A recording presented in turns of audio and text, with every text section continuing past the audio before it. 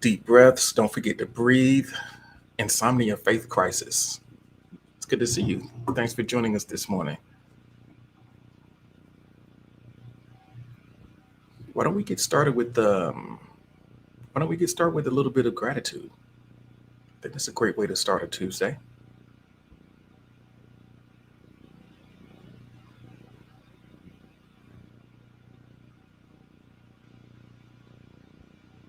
Take a second and think about what it is that you are most grateful for. Right now, I am most grateful for. I'll open up the request box for you so that you can answer. Answer in the chat. Answer in the request box.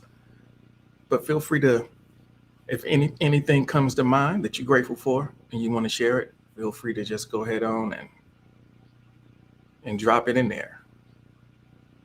There's no shortage of things that we can, if we take a second to notice, there's no shortage of things that we can find to be grateful for.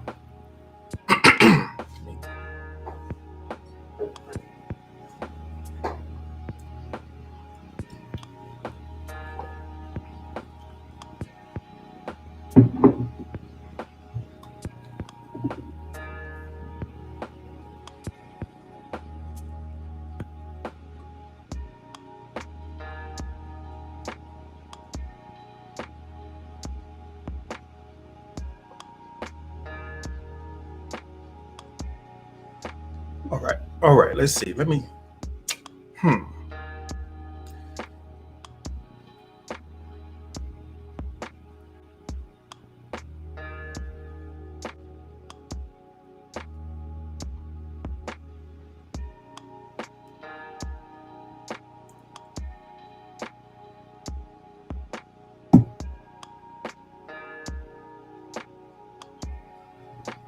All right. Right now, we're talking about what we're most grateful for. Welcome in listeners on Facebook, YouTube, Twitch, wherever. Essa almost fell asleep on a long pause. Like already, come on, G. Alexis Autumn Elf is here. Thank you so much for joining us. I apologize for the long pause. Sometimes it takes me a second to get everything situated and look in the way I need for it to make sense to me. But we're ready now. Noble Ancient says, I am grateful for my life partner, Alexis, and accuracy of G's stream and my creative gifts from the Almighty. That's that's definitely a nice group of things to be grateful for sure.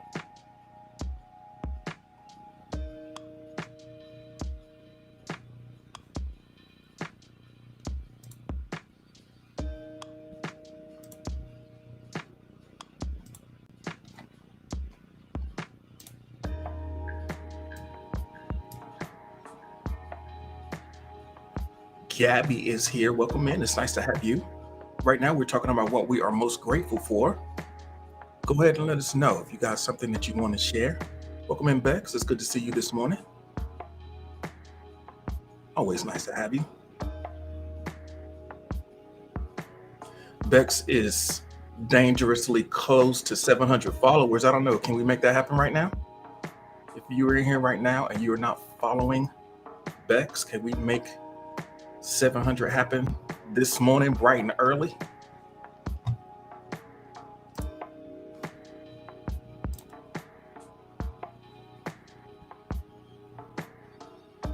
Gabby says, I'm grateful for myself. That's a good start. Captain Phantom, I'm grateful for evil and negativity. I'm grateful. I'm grateful for SO and G and Nova Ancient and Alexis and Rachel and Tree. If Nova Ancient says something in chat, I'm going to say all hell negativity.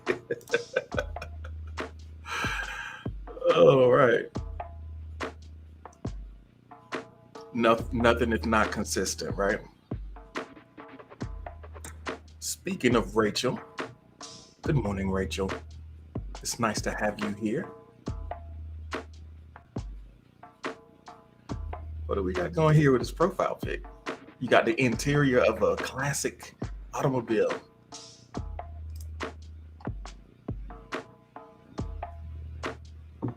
We are checking in with some gratitude. Let us know something that you are grateful for. What are you most grateful for right now?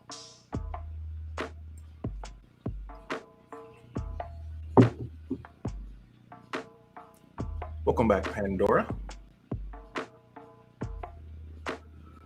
So Alexa says, I am most grateful for Noble, Harley, G, and for my Spoon fam. I'm also grateful for games and the new day. Gabby says, I just woke up and for some reason, something just bit me. Well, you know what, Gabby? The funny thing about insects and their tendencies, they don't even need a reason. If it was in fact an insect that bit you, they don't need a reason. They just do that. Hopefully it's nothing that's too much of a problem. Hopefully you won't swell up. Rachel, thank you so much for the like. I appreciate you.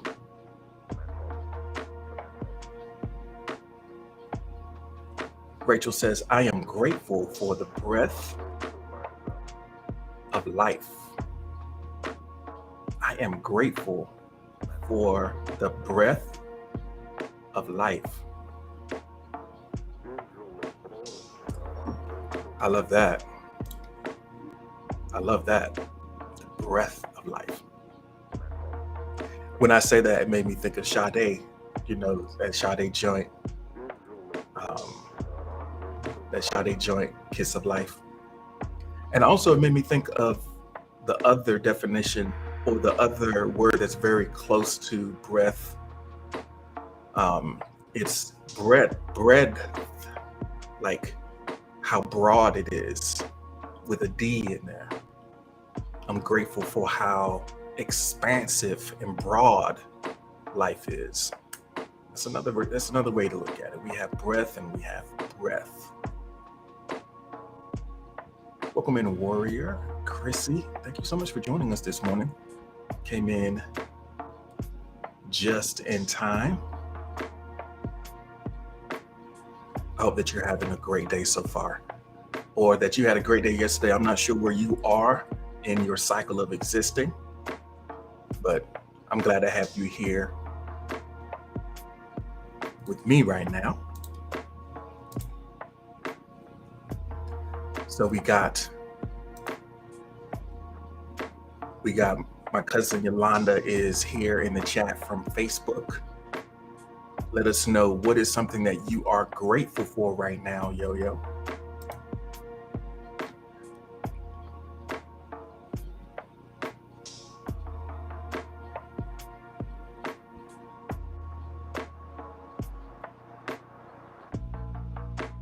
So Bex says, I am grateful for Google. It's helping me with these HTML codes that I haven't seen since MySpace. Well, you know what?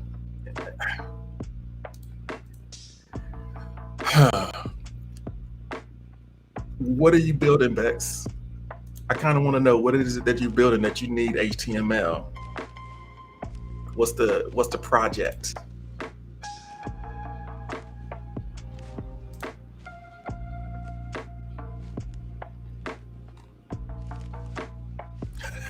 Captain Phantom says, G has a cousin? Man, I got hundreds of cousins. Oh, man. So SO says, I was just reading on Vincent van Gogh. Somehow he made big. Maybe I can too. Vincent van Gogh was an interesting character.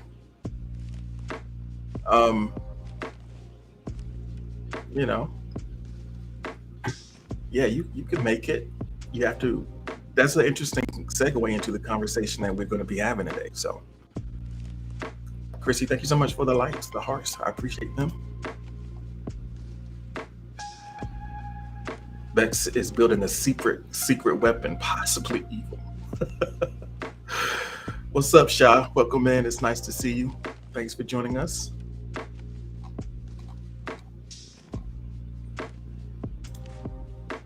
All right. If you have not already, let us know something that you are grateful for. What are you grateful for right now? So, Yolanda says, I'm grateful for the opportunity to finish what I have started.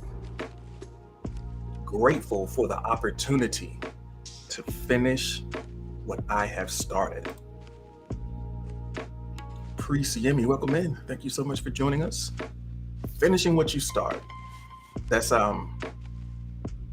is a powerful opportunity. We always starting something. Starting is easy. We were talking about that yesterday, right? It's easy to start. It's easy to talk, but actually finishing, following through. And despite all the setbacks that you have and all the false starts, all of the disappointments, you still here, so you have an opportunity to finish what you start. We got Ann Capone in the house as well. What's up, Ann Capone? Ann said, handle that. Priest Yumi, Dan, thank you so much for joining us. Right now, we're just expressing a little bit of gratitude, but we're getting ready to get into the conversation that we're going to be focused on for today. If y'all are about ready for that, I would love to get things started, but just let me know. Drop a heart in the chat if you're ready for the first bit of conversation. Please feel free to continue expressing your gratitude in the chat. Let me do a quick shout out to everyone who is joining us already in this experience. We got S.O. Bex, Dan, Priest Yemi, Sha, Captain Phantom, Noble Ancient, Alexis Autumn Elf, Pandora, Chrissy, Rachel, and Warrior here on Spoon. And we got Aunt Capone and Yolanda on Aunt Capone on YouTube. Got my cousin on Facebook. Somebody's lurking. Nobody said nothing yet, but they here. We got folks on Twitch, so we looking good this morning. So I saw enough hearts in the chat that I think we can get ready to get into it. So let me, I guess I didn't need to stop it that abruptly, but I got something. Hold on a second. We're gonna be fancy this morning, so bear with me. Okay, so for today's conversation, we're gonna be talking a little bit about opportunity cost. I don't know, we've talked about it before, but it's important to remember that opportunity costs are infinite. Anything that you choose to do is at the expense of everything else we might choose to do, And, there is this concept of multitasking, and some of us maybe are a little bit better at others, as trying to do a few different things at one time.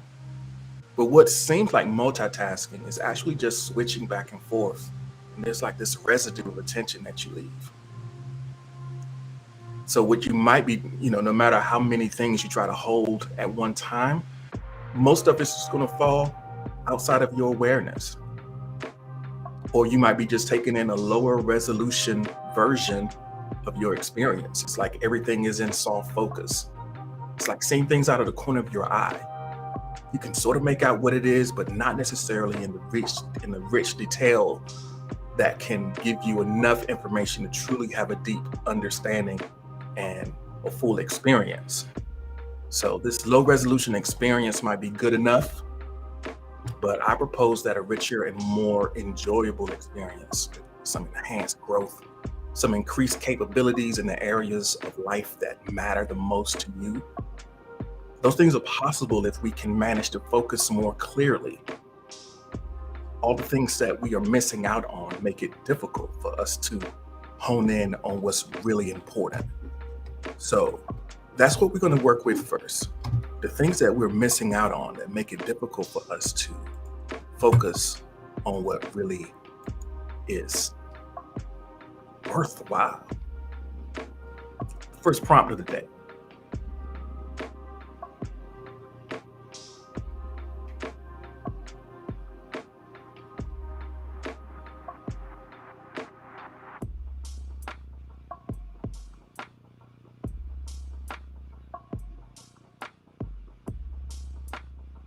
first prompt of the day did not download the way I hoped it would. Give me 1 second.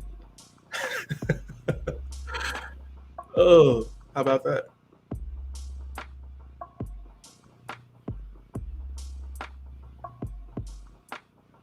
Just give it 1 second. It'll be in just as, yeah.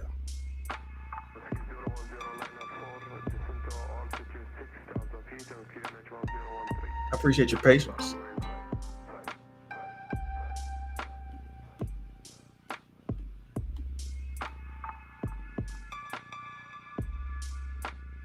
So here we go.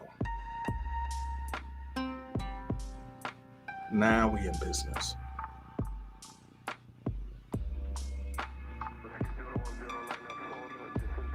What are you afraid of missing out on? That's our first question. What are you afraid of missing out on?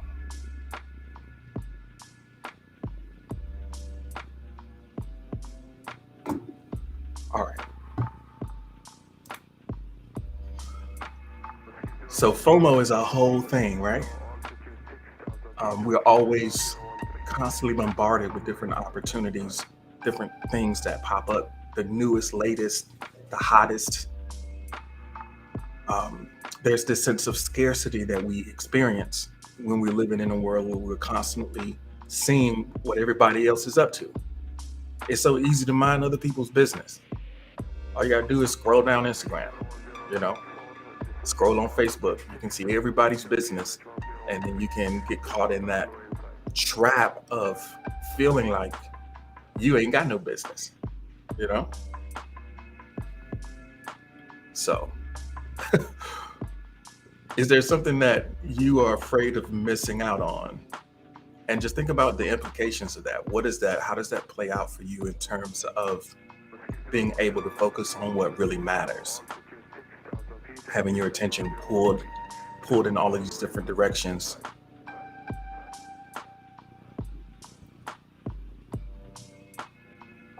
So Dan is making the point, says you have to be able to step back and see a fuller picture and then lean in and question the status quo.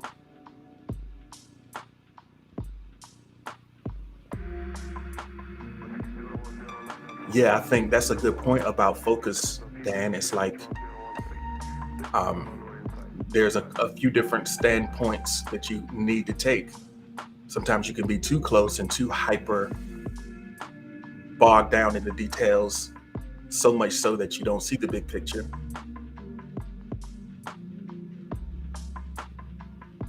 Or you can be so far away that you're looking at the big picture, but you can't take any actions. So you kind of have to figure out how to balance that situation. Kaloli is here. Welcome in, Kaloli. It's good to see you. Coming in, are you still coming in from Alaska? Oh, maybe I shouldn't say that since, maybe people don't know. Shh, I'm gonna keep it quiet. What's up, Queeds? Good to see you this morning. I appreciate you for being here. Let me get a little bit of visibility.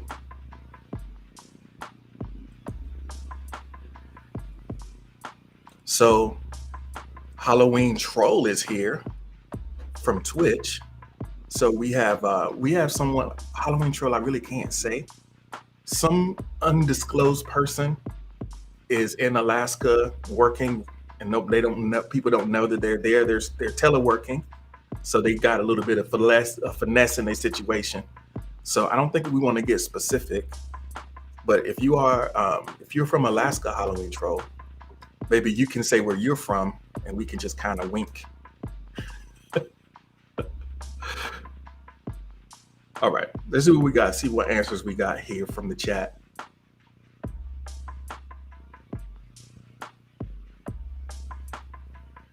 So Rachel says, I am afraid of not getting what I deserve. I am afraid of not getting what I deserve.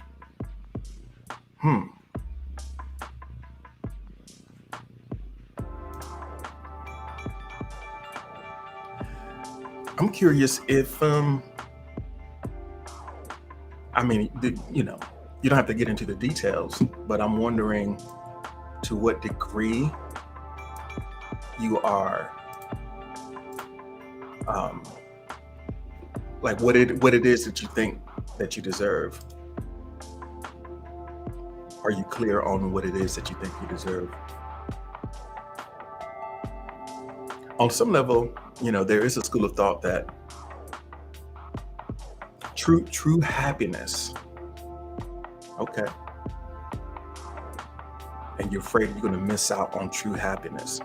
Happiness is a tough one. It's kind of an ephemeral experience, and it's difficult to define, right? Because if you can't like put your finger on exactly what that means, what does true happiness mean, then it's kind of hard to say. How do you know when you have it?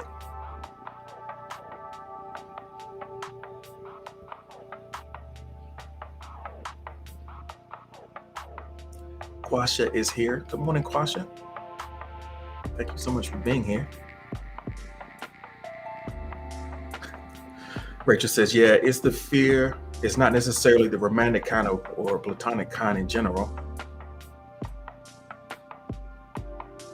It's just like, am I always going to just feel kind of meh, blah?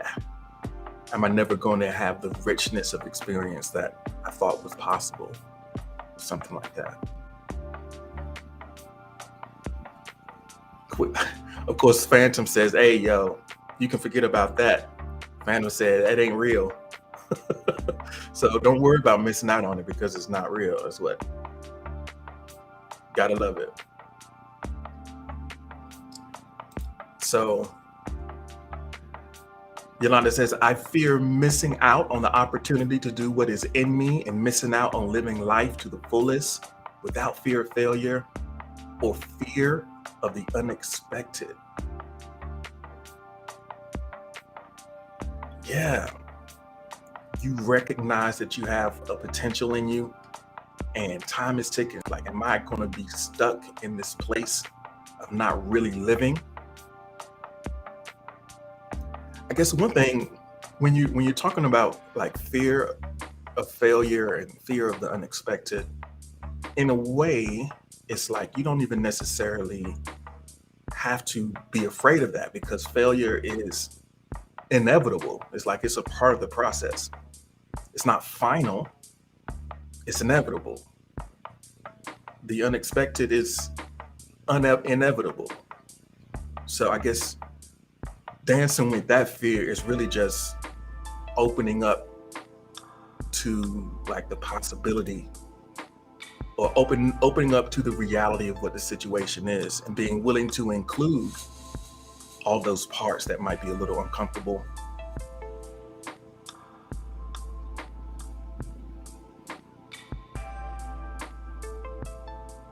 A lot of times fear is weird because it shows up sometimes too early. Some things that might make our comfort zone and our safety zone are not calibrated necessarily that well, It's like the part where we get scared comes up well before it's actually dangerous. It's like we have this early warning system that keeps us trapped into a comfort zone.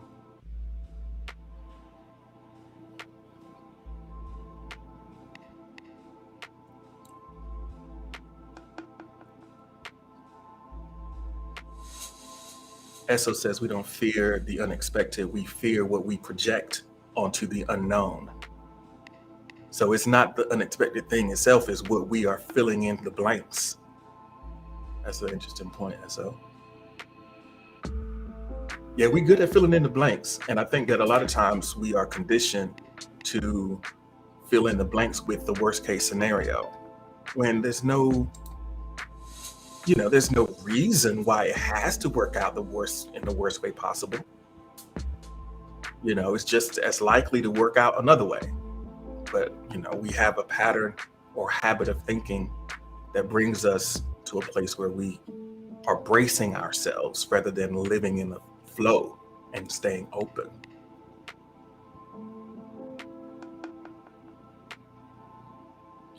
Captain says the only thing we have to fear is fear itself. That's Franklin Roosevelt. Well, look at Cap quoting. Dylan the bartender is in the chat. Thank you so much for being here.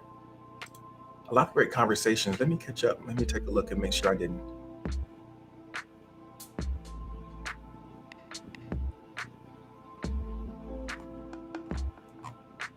miss anything. I know the conversation about happiness with Rachel and Phantom's disbelief in the existence of it. All right, here we go. Fat has joined. Welcome in, Fat. Thank you for joining us. Missing out. Noble Ancient says, I don't want to miss out on learning something new and positive. My day's adventure has chance points in it where learning is key. And I don't want to be sleep. I don't want to miss it.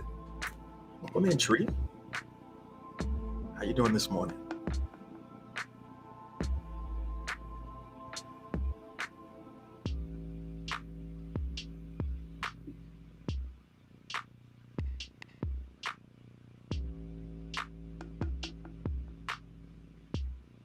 So I think that because Noble is the type of person who is really focused on the task at hand and the moment, there's a lot of rich opportunities that are right there in front of us.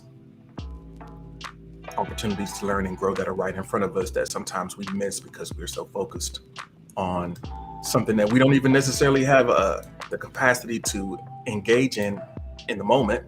It's like, that's down the road. We worried about that when we could be dealing with something that's right in front of us and benefiting from it. So I appreciate that, Noble. We got Alexis with, I am afraid of missing the one opportunity I need in order to grow and become the best version of myself that I can be. Yeah, I wonder if it's just one though.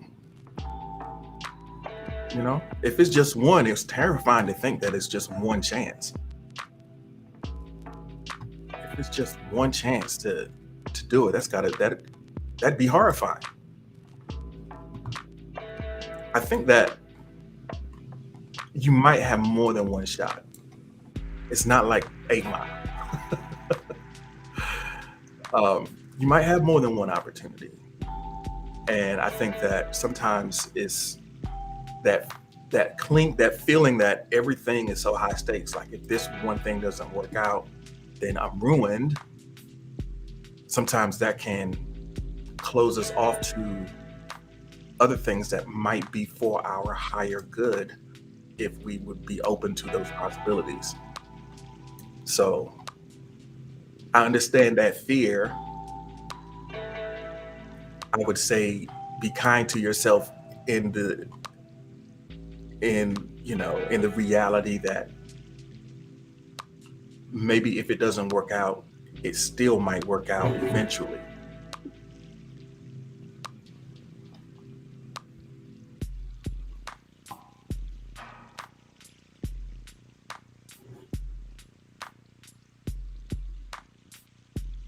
Dylan, thank you so much for the likes, fam. I appreciate that. Love that. Welcome in, J-Man. It's good to see you this morning.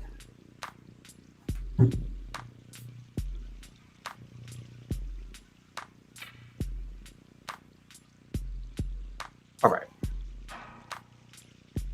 What are you afraid of missing out on is the question.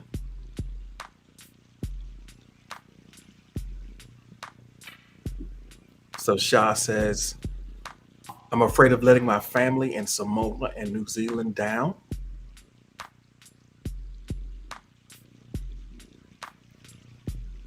So dealing with other people's expectations and what would happen.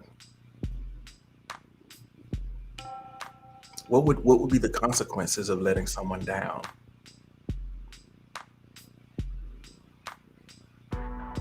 I know everybody's dealing with has a different relationship with their families, different expectations, different Everybody's got their own deal.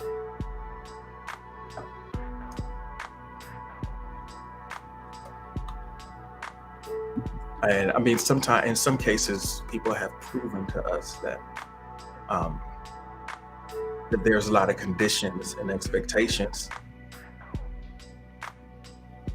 So Shah says, I'd be seen as weak. You'd be seen as weak if you let them down. And that's not a way that you want to see yourself.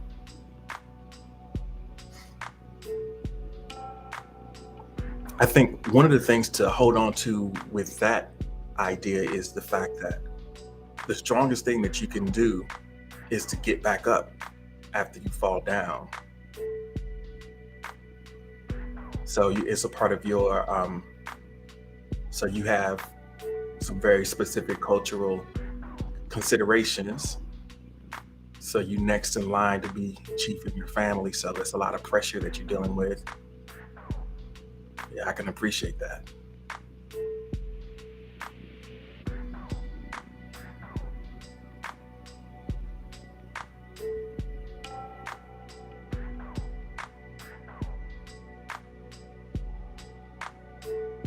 Esso says fear is often connected to loss. When you feel afraid, it's worth asking what you are afraid of losing. Fear is connected to loss. If you feel afraid, what are you afraid of losing?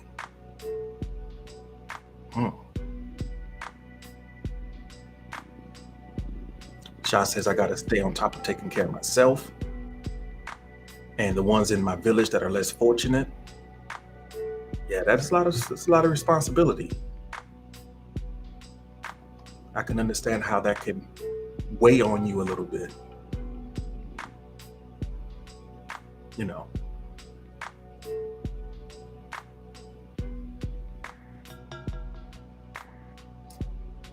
So Queeds is going to have to let us know a little bit more about what they're saying. I'm afraid of not living up. Do you want to finish in the chat, Queeds?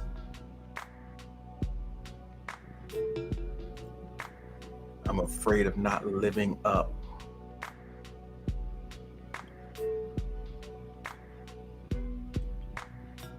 Tree says, oh, with this rain and music, I'm fading. I mean, it's all good. It's okay to fade. It's okay to fade. It is what it is. Oh, he's going, okay. So someone anonymously shared that they are afraid of missing out on motherhood. Yeah, there's definitely a window of possibility for that.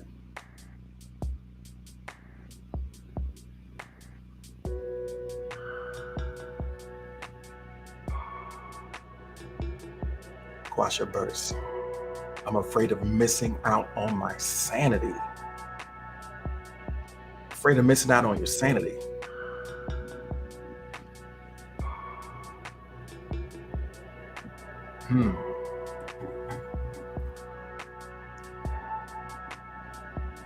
What are you afraid of missing out on? And how are we going crazy out here?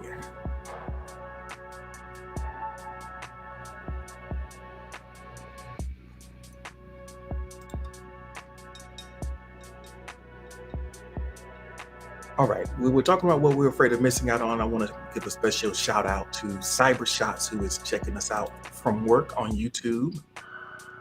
Missing out. It's a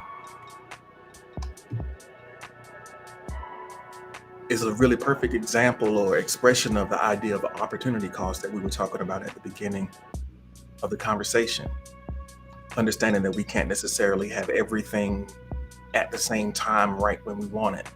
We have to make difficult choices and decide, okay, I'm going to let this go so that I can pursue this.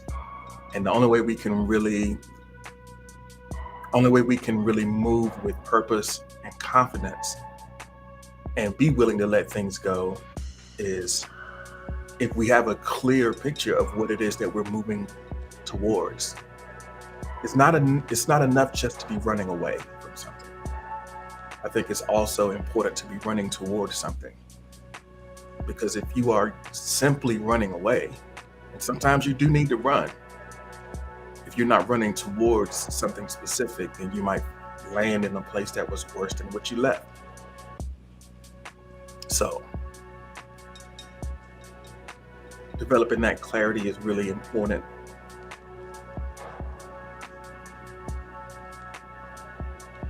So Esso says, I'm afraid of missing out on everything, all of it. Anxiety is mad high right now. I feel like it's slipping away. Yeah. Of course, we feel how we feel has a very loose connection with what's real. It's related, but we also know that our minds play these diabolical tricks.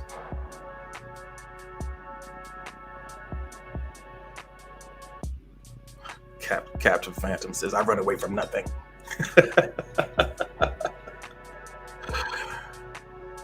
Oh, Tree says, thanks for saying that, G. Made me realize something that I really need to do.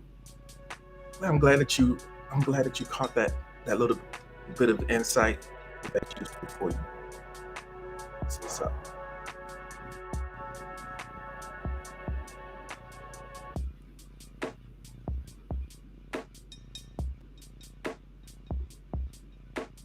So someone anonymously says, are oranges called oranges because they are the color orange, or is orange called orange because it's the color of oranges?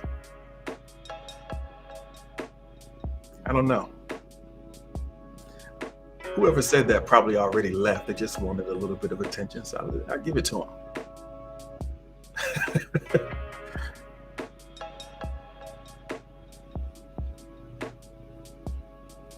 So someone anonymously said that I'm already at the bottom with nothing to lose and nothing to be afraid of.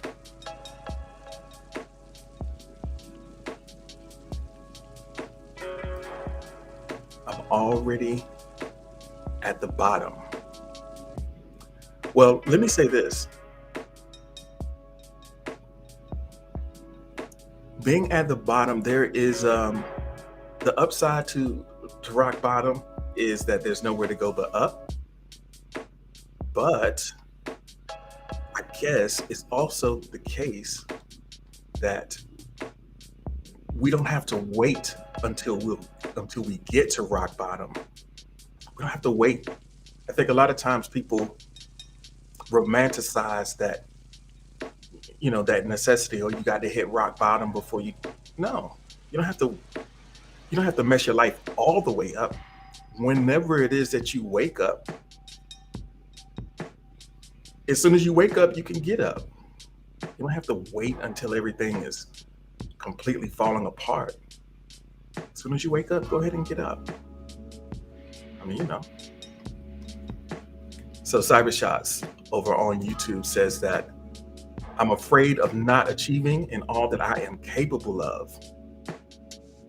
Nobody wants to leave, nobody wants to leave money on the table. Nobody wants to leave, you don't want to,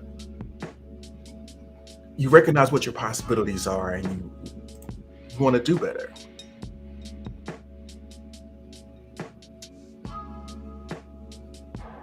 So Shah is going to be competing in some strongman competitions. Okay. At FitCon. That's what's up. What's going on, Berlin? GTW TV is in the house. Thank you so much for joining us this morning. I hope that you are doing well. Thank you so much for being here and for the like. All right. We're talking about what we're afraid of missing out on. And I think that for most of us, the things that we are afraid of missing out on, they kind of lie within us. Yeah, there's a lot of stuff going on in the world. But the worst thing to miss is yourself and everything that you could be. Fat says top of the morning, Fat. Thank you so much for being here. So, Captain Phantom says, I'm afraid of good prevailing over evil and that black-eyed demon that haunts my dreams.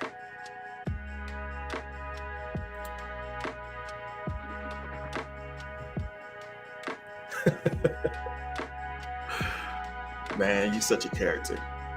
So Berlin from DT Dub TV, he's got a new vid on the way. If you're not already following Berlin, make sure you click on that link in his profile if you're on Spoon, or if you're listening on YouTube, go to DT Dub TV. New video coming up.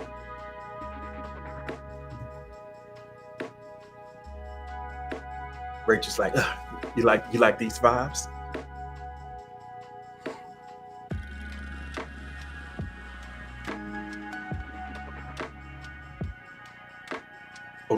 Or maybe it was the last one. I'm slow looking at the chat today. I apologize.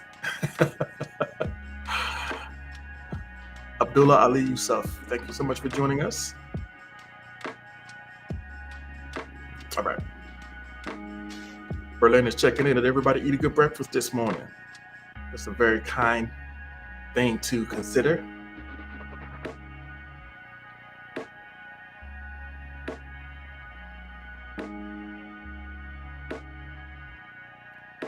Let's see, what do we got here?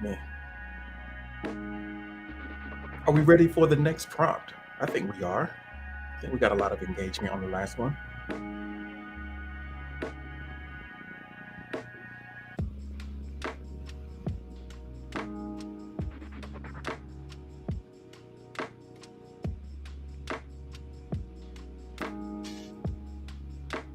All right. So we're going to do this one a couple different ways. We're going to first start with a poll. And the question for the poll is,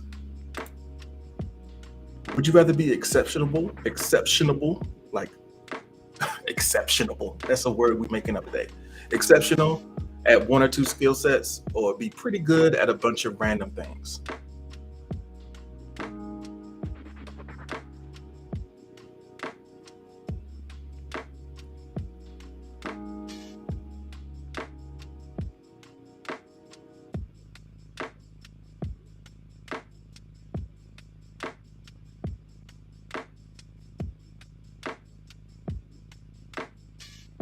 So we're going to do this one as a poll to begin with, and then we'll have the conversation.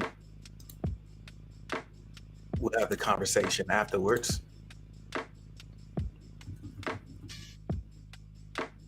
So at this point, it's just a yes and no. Tyson is here. Thank you so much for joining us.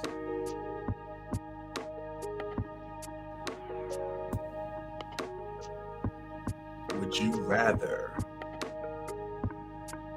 be exceptional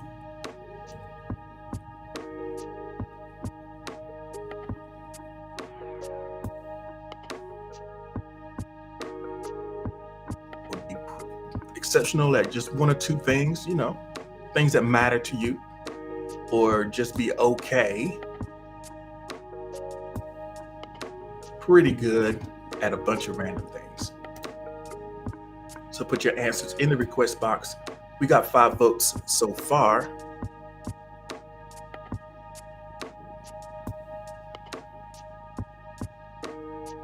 All right, hold on a second. Let me see if I can motivate the folks who can vote to vote. Maybe we can let me set the vibe. See if I can get y'all to vote on this. So the question right now, would you rather be exceptional at a couple of things, or pretty good at a lot of things?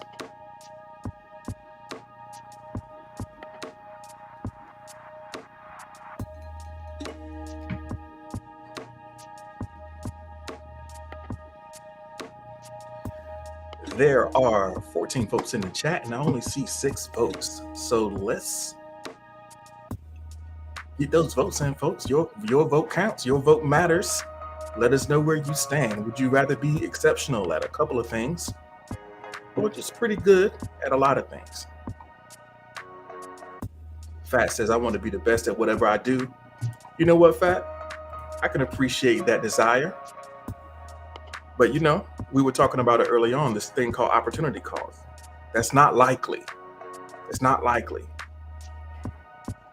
You want to be the best at everything, but it's impossible to put in the time to be the best at everything. You got to make some choices out here.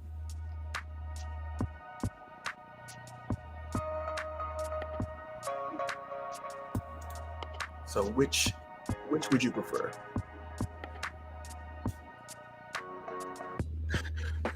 Yo, Cap says, vote or be eaten by Jaws.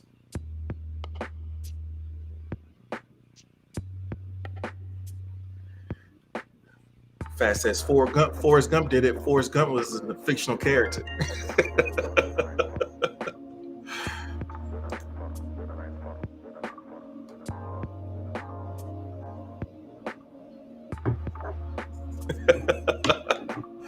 I mean, you might be one of those folks, but come on, man. Yeah, he's okay. Well, that's one guy. Come on, man. Come on now. You might be that one guy, but come on now. There are some people who are just, there's some outliers who just have a specific specific set of mental skills and constructs, but that's just not the reality for 99.97%. So if you wanted that 0.3%, then you just can bow out of this part of the conversation. All right, so let's see what we got here. It's always got to be somebody. So we got 8 votes. We're gonna ride with that. Let's see what we got. Look at there. We right down the middle, baby. We right down the middle, which is good. So I think that, there are a lot of, again, if we go back to the main topic of our conversation, is a conversation about mastery, right? Or no, it's a conversation about opportunity cost. How we have to choose. In any given moment, we have to make choices. And that choice of becoming really exceptional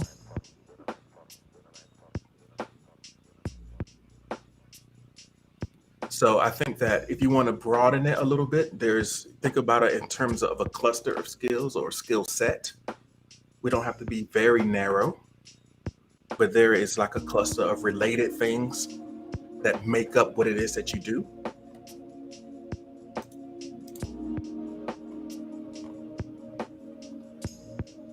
So Cyber Shots gives a shout out to everybody that's listening in on Spoon.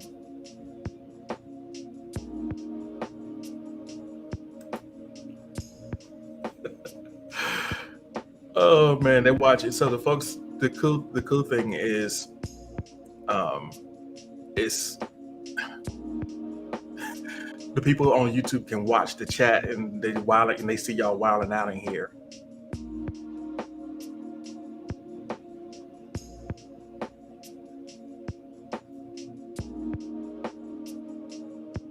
So yeah, let me open up the request box again so that y'all can say more about this.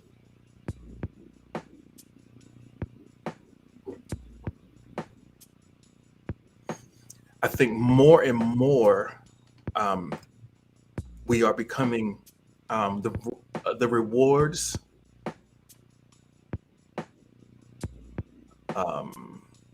The rewards tend to accrue to people who are like exceptional, you know? There is, you almost have to, all the rewards tend to lie on the edge. In many cases, it's not good enough just to be all right.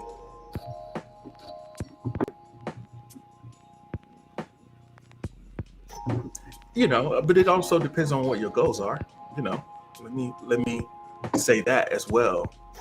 You know, everyone has a different direction that they're heading. That they're building towards in their life. So sometimes you just need to be. You need to be. Be able to work your way around. And there's definitely a place for people who have sort of that broad perspective. But just understand that there's always going to be someone better. I mean, like considerably better at something that matters to you. And if you're okay with that, that's cool. So Rachel has to get ready to go. Rachel, it's always great to have you here. Thanks for coming in and thanks for your participation. I hope that you have a wonderful day.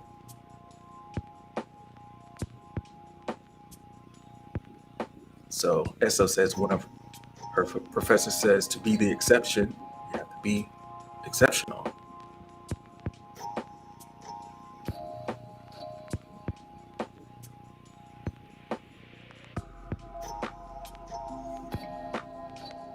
So Berlin says, not directly answering me, I don't call anyone master. Everyone, which explains your lack of skill.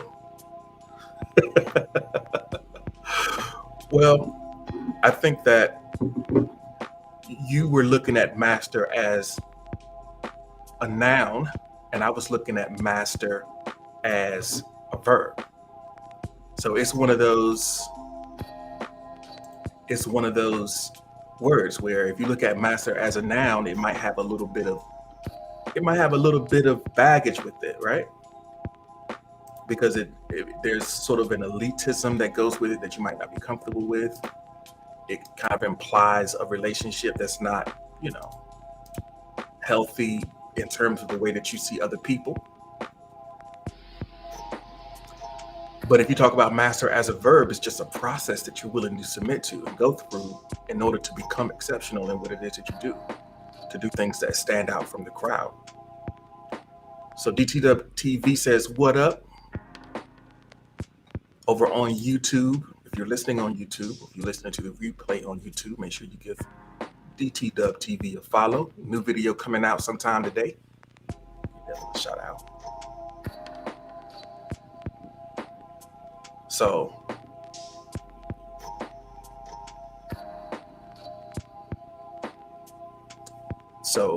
Noble says, being a game designer, I'm always learning, but I choose to master in the vote. You chose master in the vote for personal reason. I like the skill sets I work with, and I'm happy to aim for mastery in those.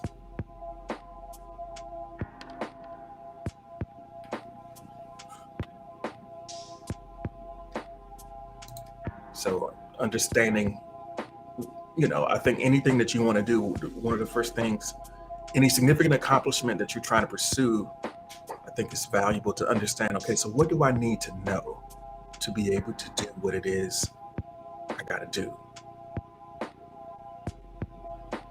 Honest is in the building. Welcome in, Honest. It's great to have you this morning.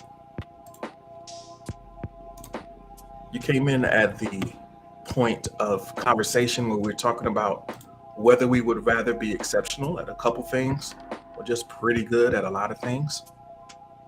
We did a poll earlier and it was just split right down the middle. Let us know where you stand on that. Is your orientation towards mastery or just kind of general competence? Been able to get around in a lot of different spaces. And again, it all ties back to our core theme of opportunity cost, because these choices determine a lot as far as how we choose to spend our time.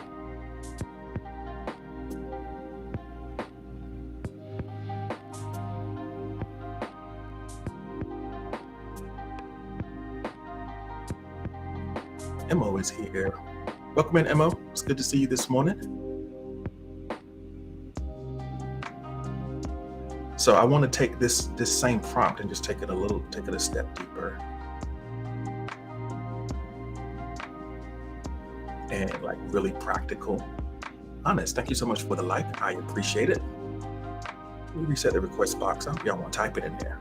If you were, just start over. It's okay.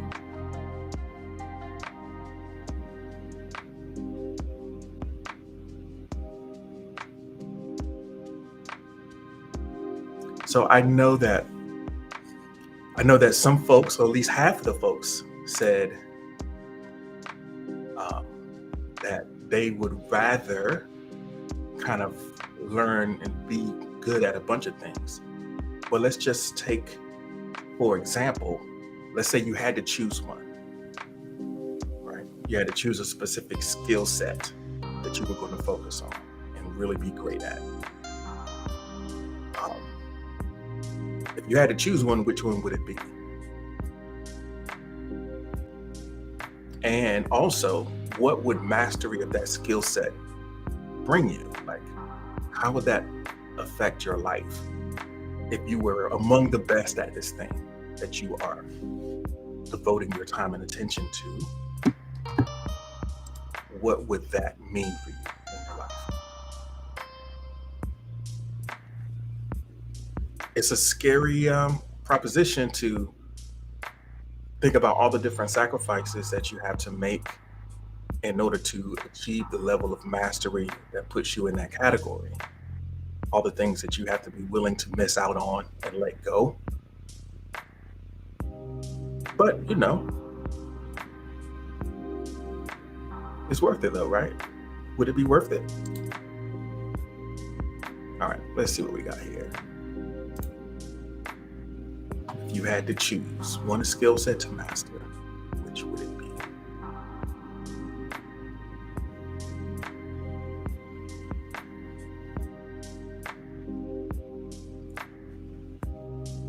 So Berlin says the skill I would like to master, and it's already something I'm good at, but it would be deceiving people. I know it sounds dark. But it's quite beneficial. Is it though? Is it though? Okay, so I think this is sort of an interpersonal skill, and I think that you're using some language that's pretty provocative. Maybe we can unpack it a little bit. I think that you said you would like to really get good at deceiving people. So how does that play out for you? How would that affect your life if you are a master of deception? What are some of the benefits that would accrue to that specific skill set that you think would be worthwhile? And also, you have to think there are costs too. It's not all, everything has a trade-off. So there's going to be some good and some bad in anything that you choose.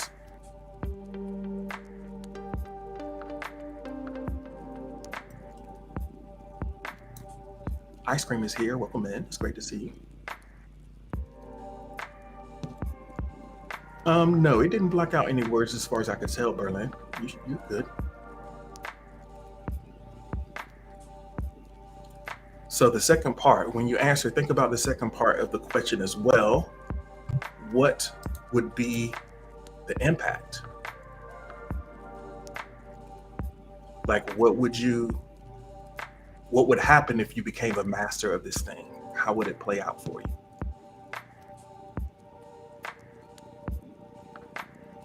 So the trade-off would be that people would see you negatively and nobody would trust you. So what would be the benefit though?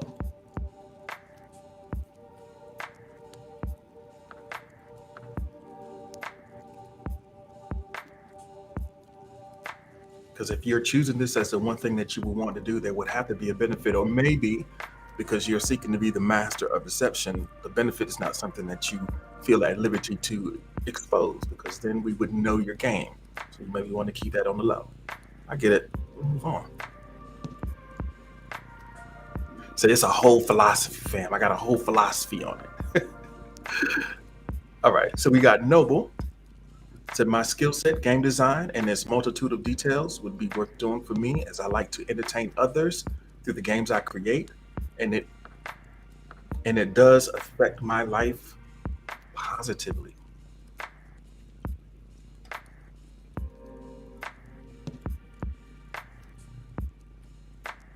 So it's in alignment with your values to entertain people. So that's one value that I see, to express your creativity in the service of entertaining others.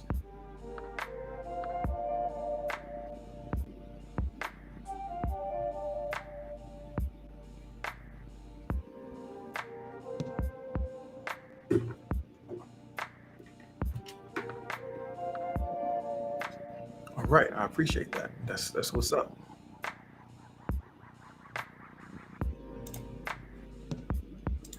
So being courageous enough to choose, being courageous enough to stare those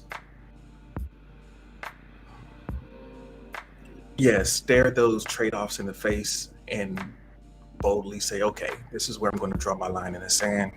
I'm not going to do this. I'm going to focus on this, even if it means I have to ignore some things that will be good.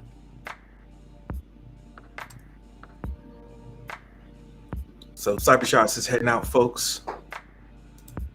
I appreciate Cybershots' long time friend connection, going all the way back to, I guess, maybe 17, something like that. We going on 5 years of knowing each other. It's always good when folks pop back up in your life, and it's great to see that you're doing well.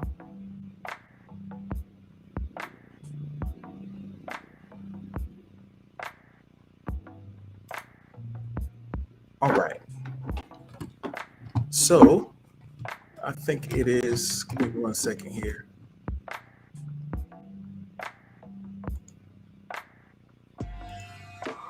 All right, so if we're ready, let's get into, since it's past the top of the hour, it's time to actually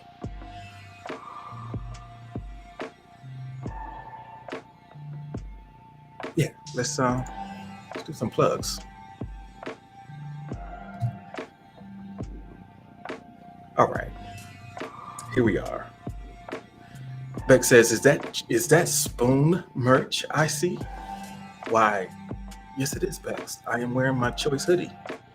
Indeed, I am. Where are you watching at, Bex? Let me know. Are you on YouTube? Where you at, Bex? You on Twitch? You on YouTube? Where you at? Okay. All right, folks, here we are. Thank you all for being here. Let's do a few plugs. First of all, I'm G. This is the Morning Journal. This is session number 157. We do this Monday through Friday at 6 a.m. Eastern Time. And I would love to have you here. You can catch us on Spoon and participate in this lovely chat. You can catch us on YouTube, Twitch, Twitter, Facebook, any place that you happen to be following us. You can always jump over to the link that you see in my notice, and you can follow me wherever you want to go. You can find that link in the description wherever you're watching now. So I want to take a second to do a special shout out as well to some cool folks that we have in the space right now. Since it is Tuesday, I want to highlight first Noble Ancient, who is the host of the Gamer Shop. Gamer Shop is tonight at 6 p.m. Eastern Time, 6 p.m. Eastern, 3 Pacific. Gamer Shop is a conversation about tabletop games. So if that's a vibe that you might want to get into, check out Noble Ancient. Exclusively on Spoon, 6 p.m. Eastern tonight. We also have in the chat Mo, who is the host of Go to Work, which is a daily stream right after this one, or daily whenever Mo goes to work. Put it that way. But yeah, Go to Work is just kind of a ASMR, get ready with me, listen in, stream. And also Mo is the host of Make Friends. You can catch Make Friends many evenings, late afternoon, early evening. It's just a variety show, listening to some cool music, maybe playing some games and making some friends. Mo is also the co-host of the Emmy and Mo show, which is Thursday nights at 9 p.m. Eastern Time. 9 p.m. Eastern, 8 Central, right here on Spoon. We also have in the place to be right now, we have Alexis Autumn Elf, who will be joining Noble most likely tonight during Gamer Shop, and also Alexis will be going live on Wednesday and Thursday. I think the time for Wednesday is 9 p.m. Eastern, 6 p.m. Pacific. I'm not sure what Thursday's schedule is, but again, you get to listen to some live gameplay and just have fun in the chat and meet some cool folks. Also, we have here Berlin from DTW TV. Berlin hosts random discussions on Spoon, as well as he is the host of DTW TV on YouTube. Make sure you check out today's video. Should be dropping a little bit later on. If you're into gaming, if you're into some comedy and some unique perspectives, check out Berlin. We also have, no, it's not over yet. Don't worry. I know y'all scared. It's not over yet. All right. It's not over yet. Don't fear. It's like, oh, it's over.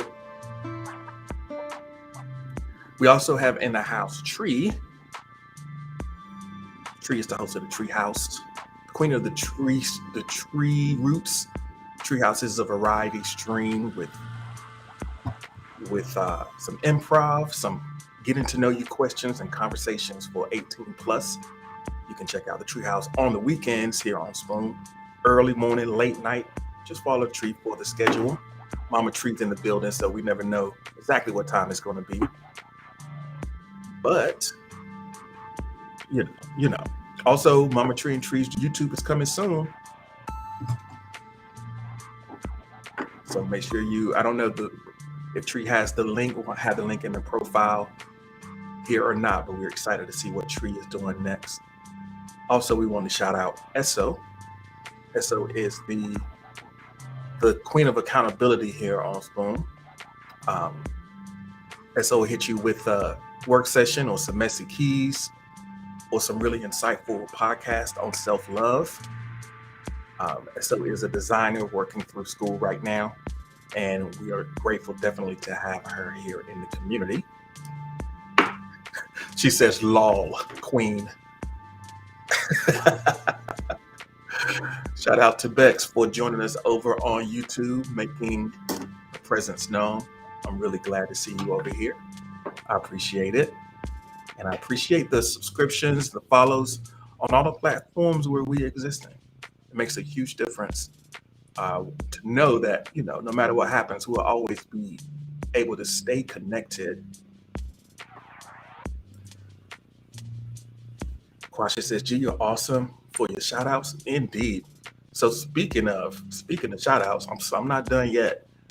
Quasha, you got that schedule down yet? Let me know. Anyone who's in the room right now, if you're following me, just do me a favor and drop me a message on my wall or send me a direct message and let me know if you're a regular listener on the Morning Journal. Just message me what your schedule is so I can include it in the plugs and I'll get it right. That'll make it a lot easier. I know before it was not difficult for me to keep up with what everyone was doing because everyone was pretty much on here. But I do know now that folks are doing stuff on different platforms, and I want to make sure that folks can find you wherever you happen to be.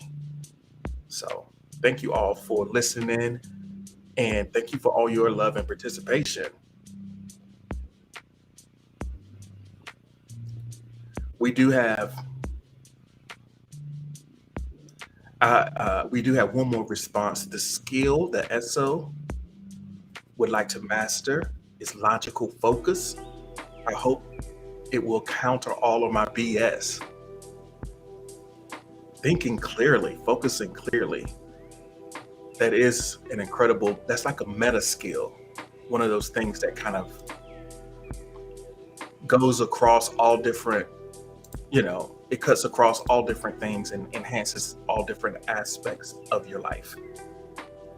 So, all right. Are we ready to go to our next prompt? If so, go ahead and drop me a heart in the chat and we can get into that. Divine Time, thank you so much for your like. I appreciate you.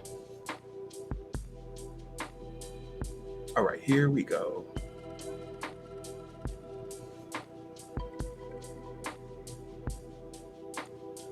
So we are all somewhere, right?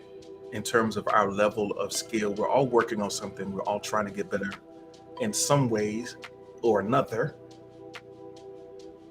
So why don't we take a second and give ourselves a little bit of a rating.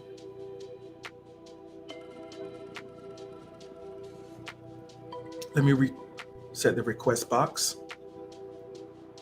Right now, my mindset is blank out of 10, and my skill set is blank out of 10. So there's aspects to, there's like the actually being able to do the thing that you need to do in order to reach your goals. And then there's also having the right attitudes in place to make that possible, to have the belief in yourself that you can make it happen. So if you had to rate yourself right now, where would you say your mindset is? And where would you say your skill set is? I know that Fatt's mindset is on 10 out of 10. He says, I'm gonna be great at everything. You know? But the skill set, that's a different question. So let me open up the request box and y'all can let me know where y'all at right now. If you were, keep it real with yourself. Keep it real with yourself. There's no need to, there's no need to deceive yourself. Try to be honest with where you are. Wherever you are is okay.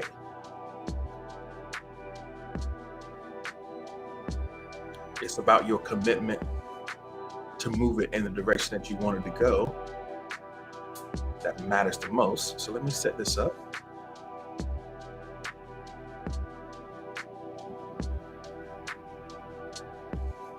So you can put the rating in the box, and also if you want to say what that skill is that you are working towards, go ahead and drop that in the box for me. One thing that I've realized that as I've gained a different, explored different areas of creative endeavor, and learn new things, a lot of times that skill set number, the more I learn and the deeper I go, the lower that number gets. Because in many cases, you don't know what you don't know until you get started. It's always levels to the game that you're not even aware of until you become deeply engaged in that process. So I know for me, there's skills number that have gone down, even though I've actually improved. It's just because I reach a new level of awareness, about what it actually takes, like what good actually looks like. I think it's a phenomenon that our taste often develops ahead of our skill, and that can be very frustrating because you learn how to recognize what's good before you're able to execute what's good. And then you're stuck in that place, and it's like really, really frustrating because you recognize how far you have to go. And that's where the mindset part comes in, where you try to manage those emotions long enough so that you can stay engaged in the process long enough to achieve the progress that will make a difference in your experience.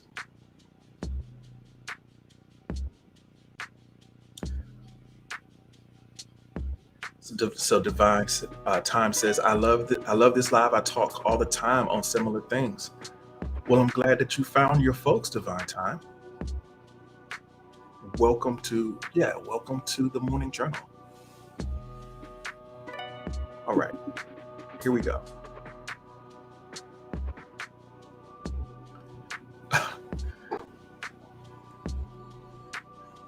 Okay, so Berlin from DT Dub TV says, yo, I'm 10 and 10, baby. I'm 10 and 10. We taking over. You heard? Say, I'm nice, son. I'm nice with it. So everybody say good morning to mom. My mom just woke up.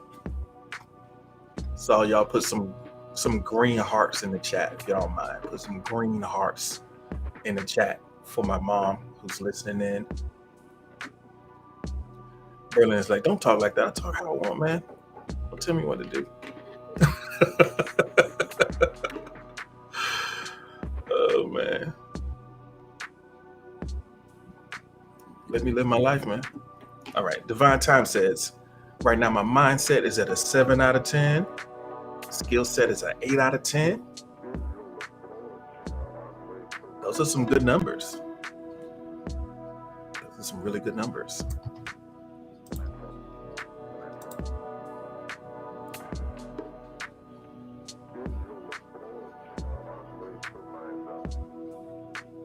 So Noble Ancient says that my mindset and skill set are both at 6 out of 10 right now.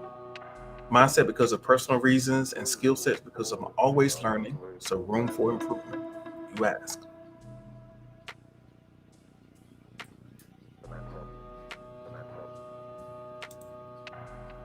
Love that.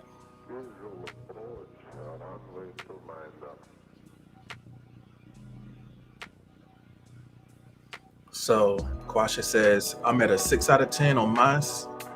6 out of 10 and 8 out of 10. I'm constantly converting to a positive mindset and I have natural talent. I just need to master the technical stuff.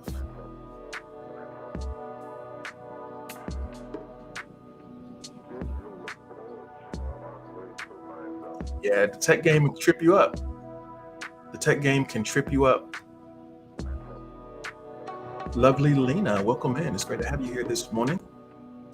Right now, we're talking about mindset and skill set. If you want to think about the thing that you are doing, the thing that is most important in your creative or professional or personal life, something that requires you to get better, where would you rate your mindset on that thing? And where would you rate your skill set? Like, how are your attitudes and approaches? And how well do you manage your emotions around challenges that come up? And like, how well do you do the nitty-gritty things to make it happen? Let us know where you stand on that.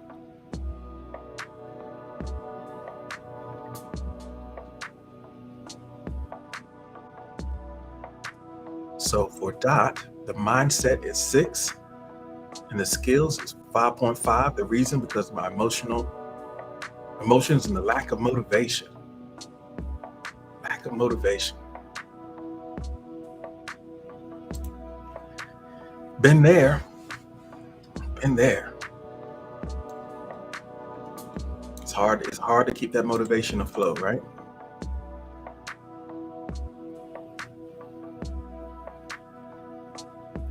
So when you don't feel motivated, what do you do with that, Dot? How do you deal with the lack of motivation?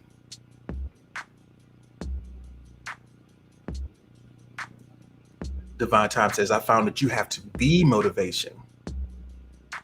You have to be motivation. I think a lot of times motivation comes from clarity.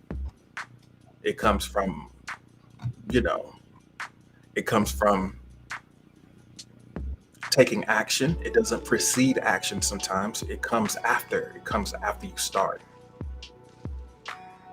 Lex, I hope that you're doing well, Lex. Thank you so much for joining us. Dot said, I'll be slacking, I just be slacking off. We all do. We all have our moments. But I think it's important to check in and to be honest with yourself with kind of where you are. And, what strategies do you have at your disposal to move those numbers in a different direction? What amount of time? Where can you find the time to improve your skills? Like, what is it that you need to know? Are you keeping yourself open to the possibility of growth? Or are you content with where you are in terms of your ability to do the things that you do every day?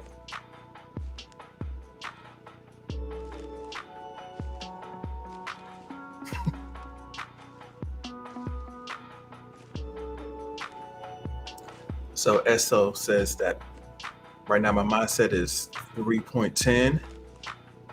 It's 3 out of 10. It's Basura. It's too low to appreciate my skill set. So you're having a crisis of confidence at the moment. and you're feeling anxious and under pressure. And we've been here before, right? It's like,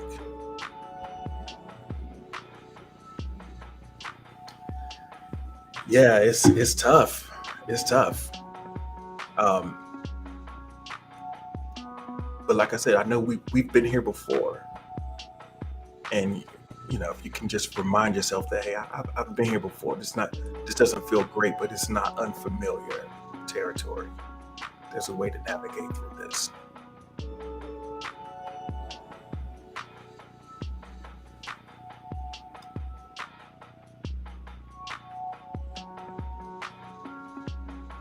Peso says it's annoying. Many, many times I've been here before.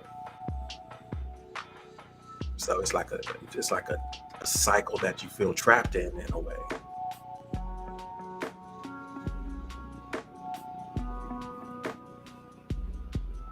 It's a ride that you keep going on.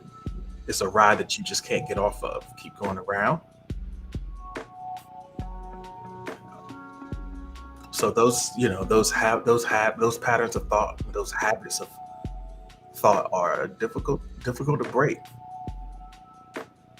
But I think just even kind of acknowledging that that's where you are right now is a valuable first step. But the thing about it is sometimes when you're spinning, it's scary to jump off, right? There's a certain there's a certain gravity in a spiral that holds you in place. So I could definitely relate to that. Welcome back, Kaloli.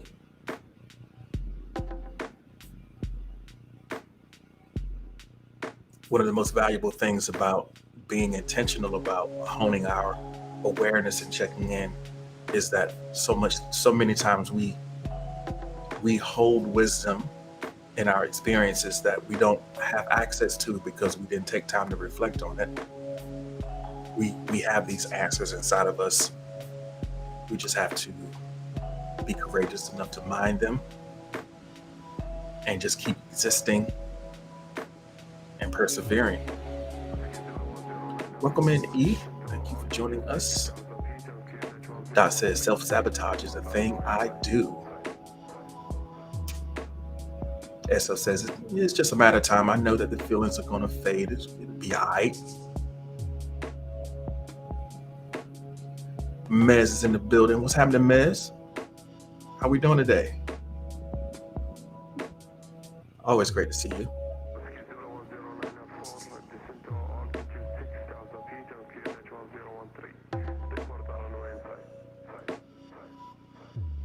Oh, Pony is here.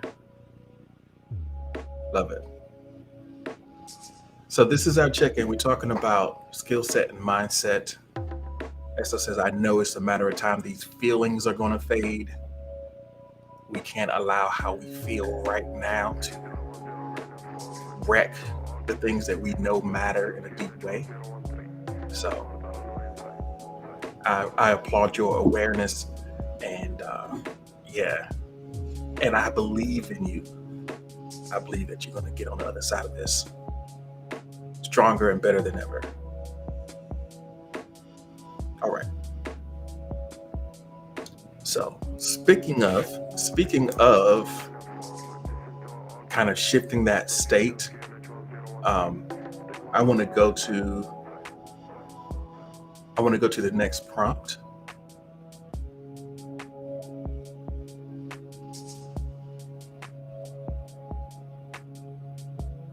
How's life treating old Pony?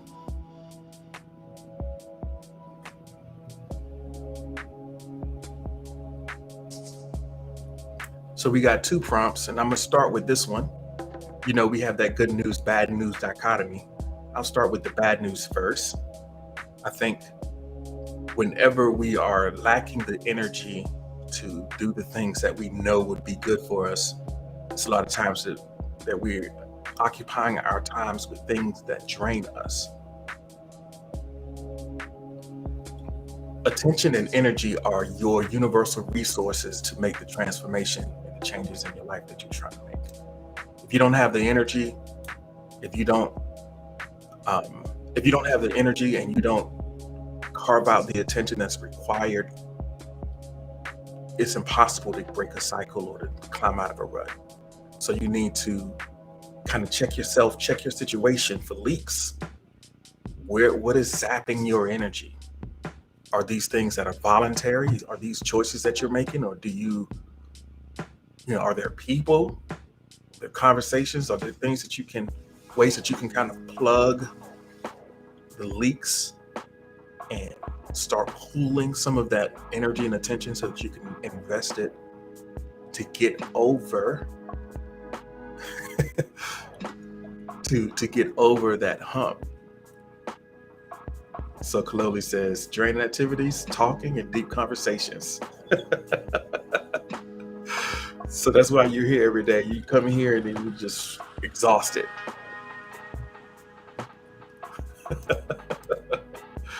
It's like, oh my goodness.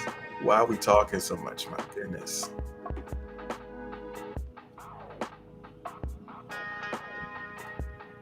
Man says, oh, everybody's here. Yeah, we here. We here.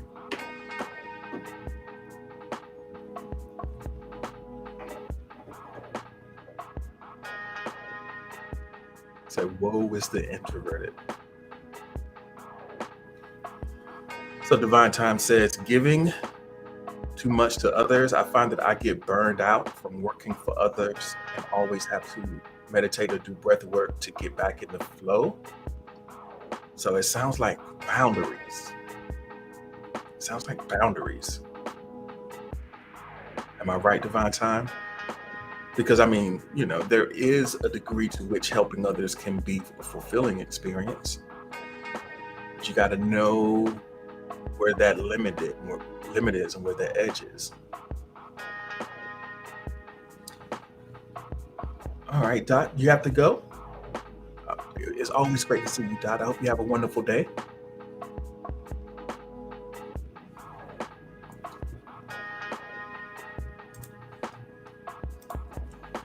So Divine Time says it's hard.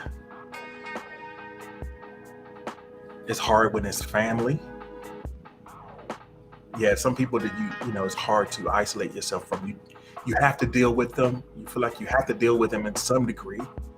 But it's like, Chloe says talking about problems and drama is draining. Talking about solutions and changes is more productive. Right. It's the nature of the conversations, right?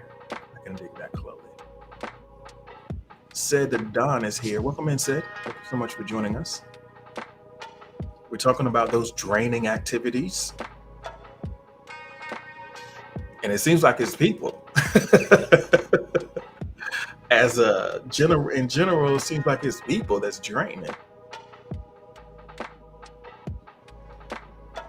So Mess says work that has no purpose, like busy work, just like, here, do this thing.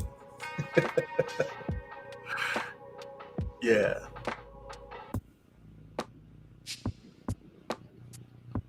It's like, yeah, I think that, yeah, it's time out. Everything should it should be a reason. And I think that sometimes it's really a matter of communication. It's not that the things that you're doing don't have a purpose. It's that purpose hasn't been communicated. And I think that there is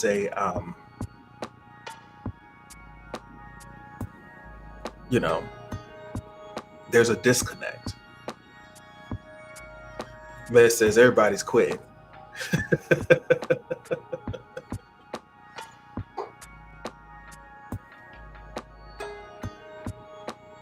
Resonate 420 is here. Welcome in. We're talking about those activities that drain us.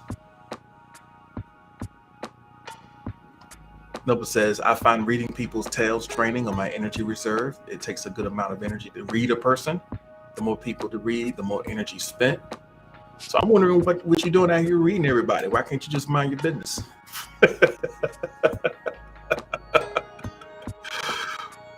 Why do you feel like you have to be so involved with what everyone is doing?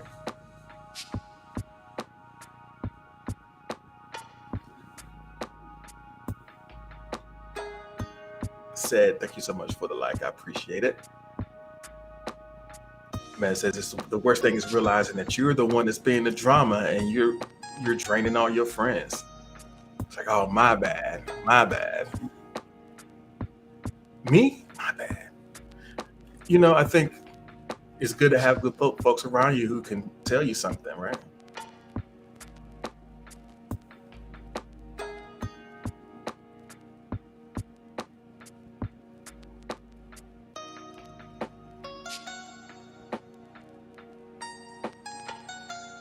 So draining things for said are getting out of bed and preparing for work, miscommunication, and listening to kids vent about their problems. So the thing about kids is they don't necessarily know how to tell you a story. They'll be talking and it's like you can't make sense of it. It's like you're like, okay, okay.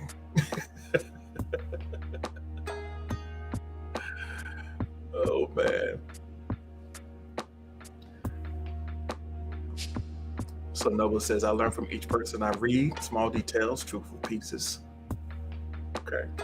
Well, I guess you have to decide whether your energy is better spent there or if there are other ways that you can learn that don't drain you as much.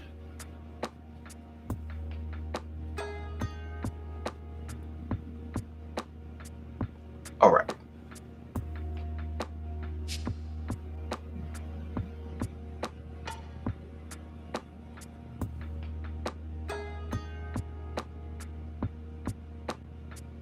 So for Quasha, the draining activity is driving and getting up early.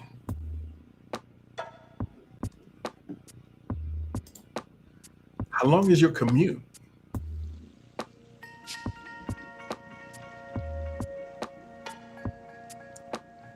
I mean, sometimes some commutes are more stressful than others, especially if you're in a city.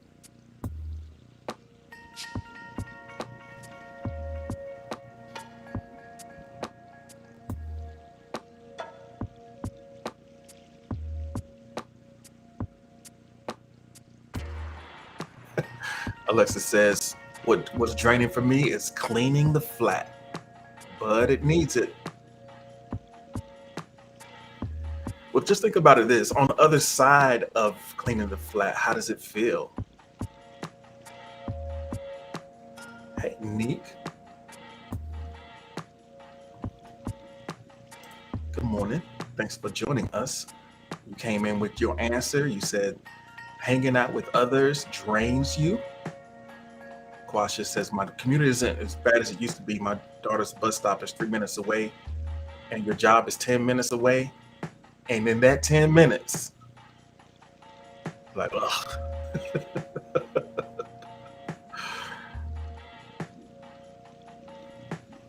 30 minutes, all of these sound reasonable, like reasonable commutes. But I mean, everybody has their own limits, not my place to judge. Some people have just don't feel comfortable with the whole process of driving.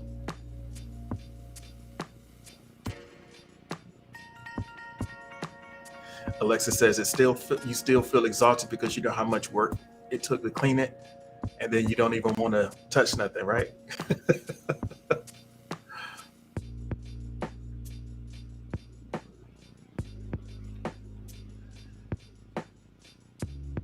So Quasha just doesn't like the feeling of driving. It's just stressful. I can dig that.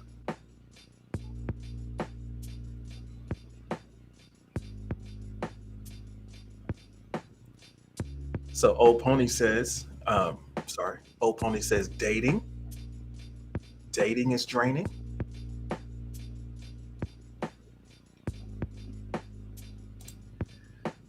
So is the dating part? Is the dating part, or is it trying to get the date?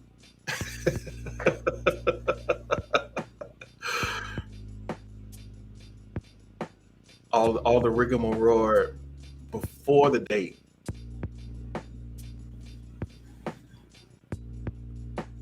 All right.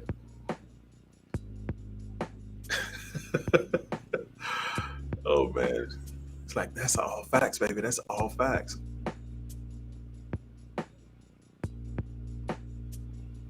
So Noble, coach, you know that's couple goals right there. Been married long enough that we create dates for each other. You know, Noble and Alexis a couple goals. So, all right. Okay, here we go.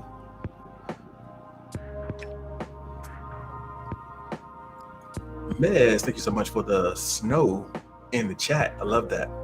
I really appreciate it.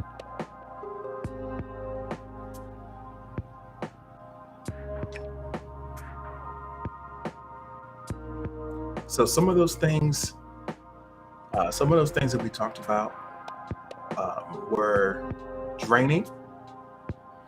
Some of the things we can avoid, some things we can't.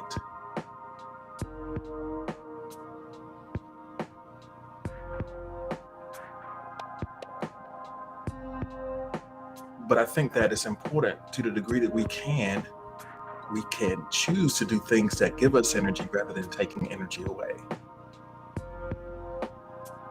So invigorating. Again, we don't have 100% control of every hour of our day. We have our responsibilities, the requirements, the obligations that we've decided, okay, this is something that's necessary. But when I do have some time, am I willing, is it worthwhile for me to choose to do something that I find invigorating?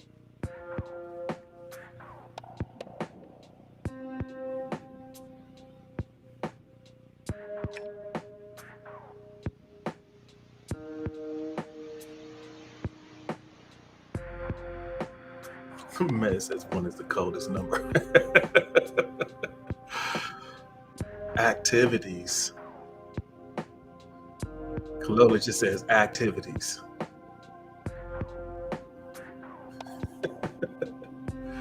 says I like counting my shmoney at the end of the week, vacation, and gaming with the squad. Hi, Michaela Joy. Welcome in.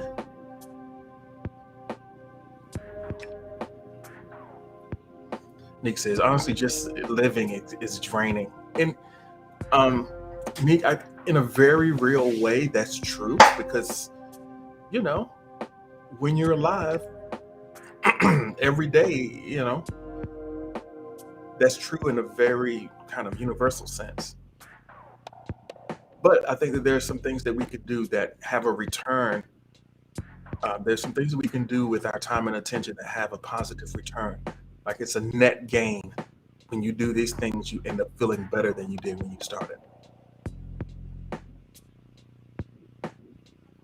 Says that seeing gas prices go up and down is draining when you're trying to fill up. Yeah.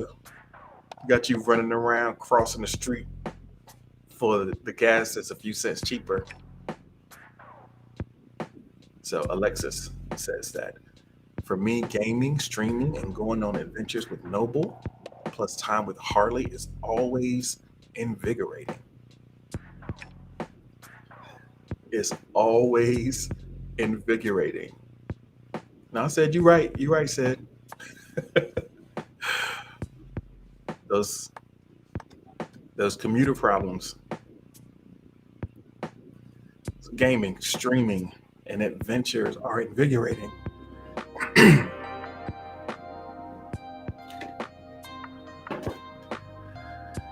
Oh man.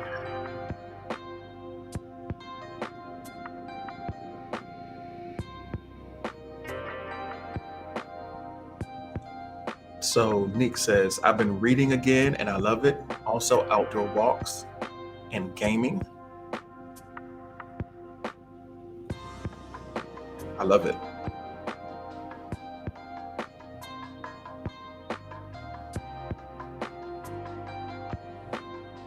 Activities like spending time with Alexis, game designing and conquering in games I play is invigorating. My day's adventure is also a balance of draining and invigorating. It's a constant cycle. I think that one common thread in everything that people shared, one common thread is that these are active things that we're doing. These aren't passive activities.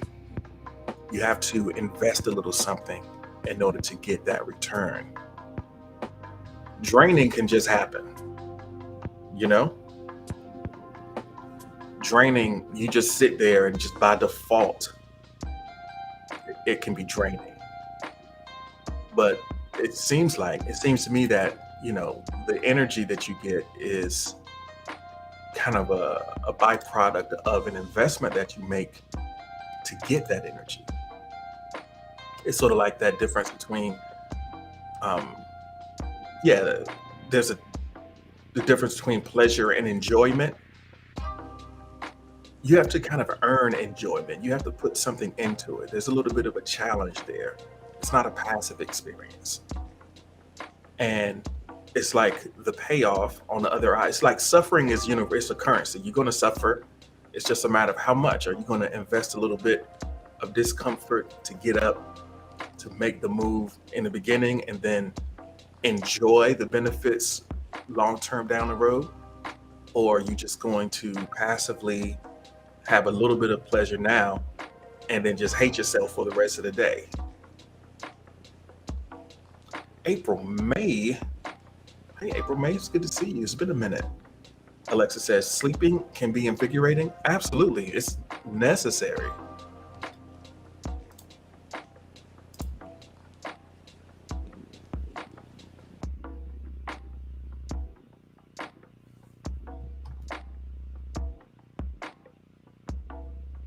All right.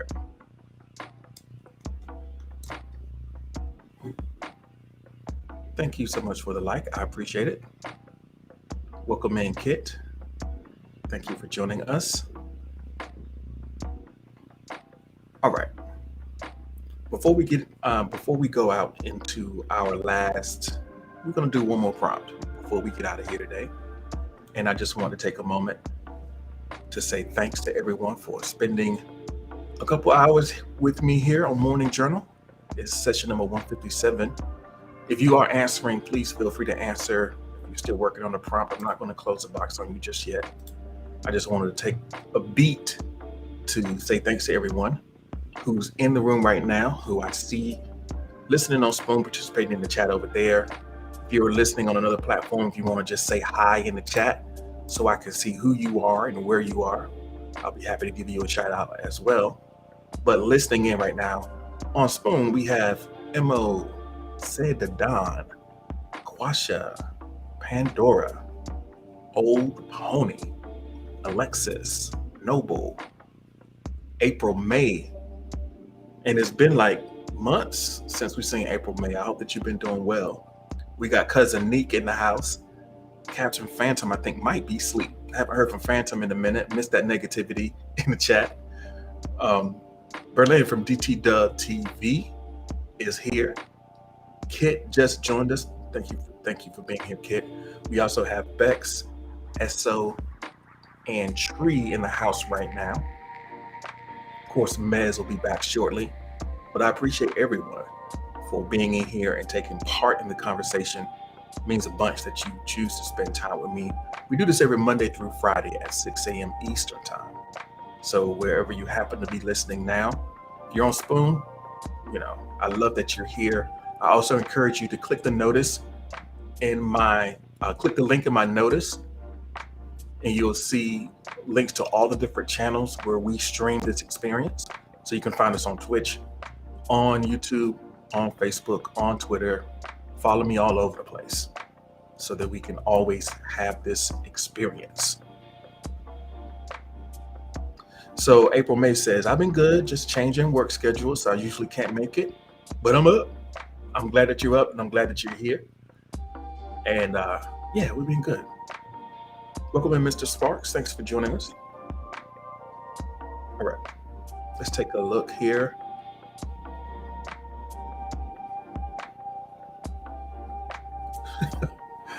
So Berlin says, um, I feel untouchable when I'm pumped with the power of ugh. Ah. So I don't know. I don't know. Whatever that means.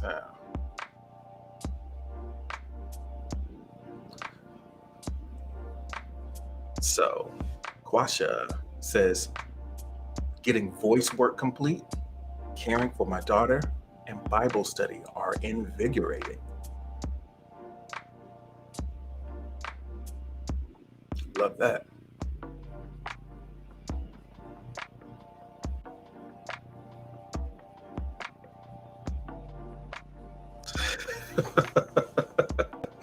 Everybody's over here trying to figure out what Berlin's vibe is with that. I don't know. It's just a thing. Nick says, I like food and I'm going to get some now.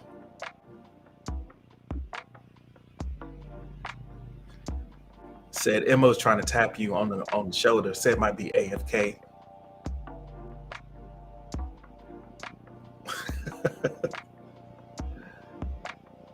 All right. Let's get into our last prompt of the day. And I think it's a cool one.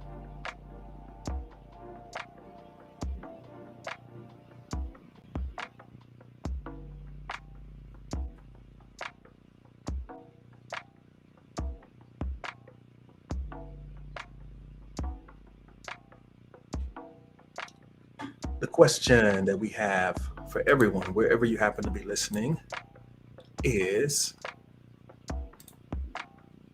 how can you love yourself a little better today? How can you love yourself a little better today? So we know some things that are draining. We know some things that are invigorating. We know some things that are valuable to us, some things that maybe we want to get better at. We've spent the last 2 hours just kind of deepening our awareness. So now it's time to think about ways that we can invest that awareness into our experience of, as Noble would put it, of our daily adventure. So, how can you love yourself a little better today? The request box is open, and please feel free to respond in the chat if you're listening in on Twitch or YouTube. How can you love yourself a little better today? Mr. Elu, welcome in. It's good to see you. Thanks for joining us.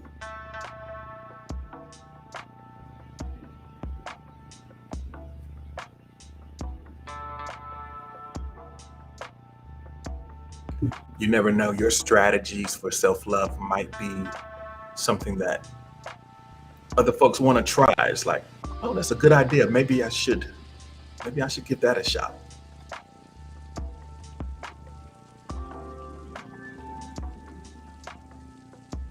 So Emma says, not too many snacks and don't look in the mirror at my blemishes. That is a way I can love myself a little better today. Not too many snacks and not look in the mirror at my blemishes.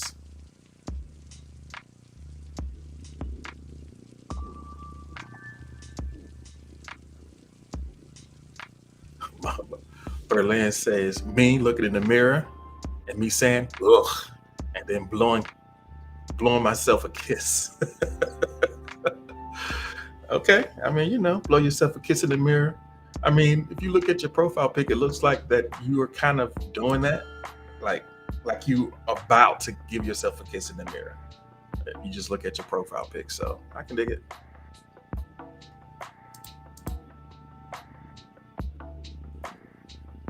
So my mom says, I can love myself a little better. Longer time with the word of God is a way I can love myself better.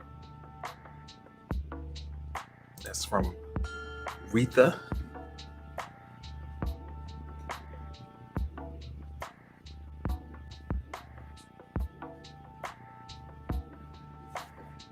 So Noble Ancient says, I can always love myself a little better today by finding a way to brainstorm a new idea into a blossom and a possible game project, or by spending time with Alexis and or Harley. That's me and that's my day.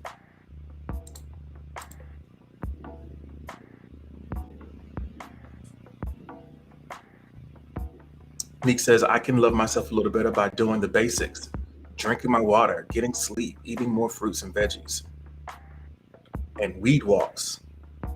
They help with depression and anxiety. Hey, Ghost Heart, welcome in. Thank you for being here. Said Gigolo. Said, you're a little late. It's okay. Better late than never.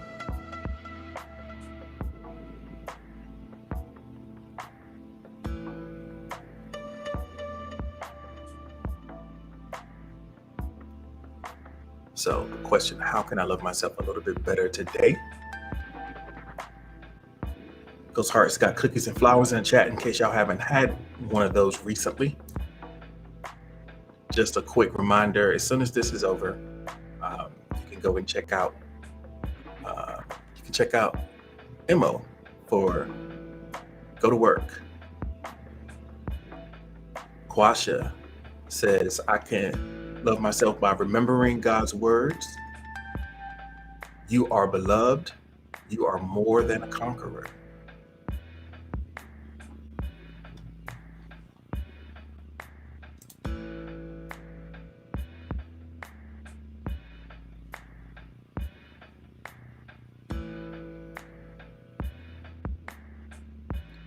Old Pony says, I can eat better foods, work out, observe without judging,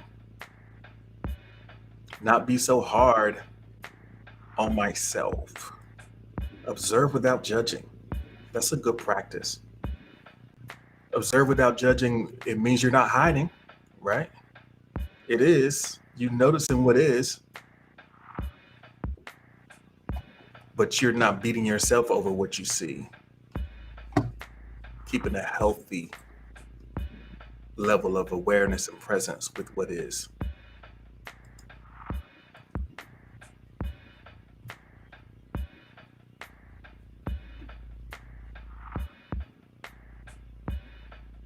So we got someone anonymously shares that nobody exists on purpose. Nobody belongs anywhere. We're all going to die. So come watch TV.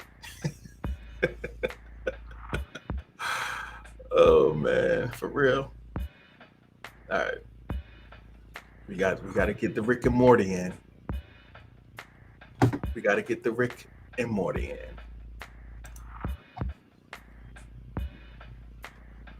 All right. We're down to the last couple minutes, so it's almost time. Y'all know what time it is. Y'all know when you hear this, it means that we're almost done. So y'all can load up your favorite spam. Alexis says, I can love myself by doing self-care.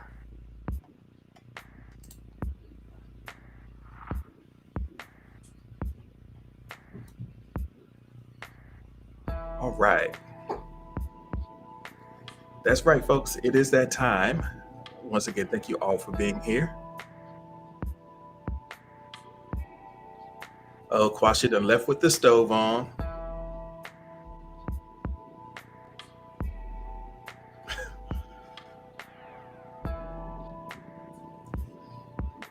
All right. All right, so let's go ahead and put up our thumbnail. It's Tuesday. I hope everyone has a great Tuesday planned. I got a pretty busy day myself, but we're up for it. Quasha says, it's okay. I was a firefighter in my last life. I love that. Taco Tuesday. Anybody eating tacos today? I'm going to go ahead and sign off for everybody that's listening on. Just for the folks watching, I'll see y'all tomorrow. We're going to ride it out on Spoon. We'll be back tomorrow at 6 a.m. Eastern Time for Morning Journal session number 158.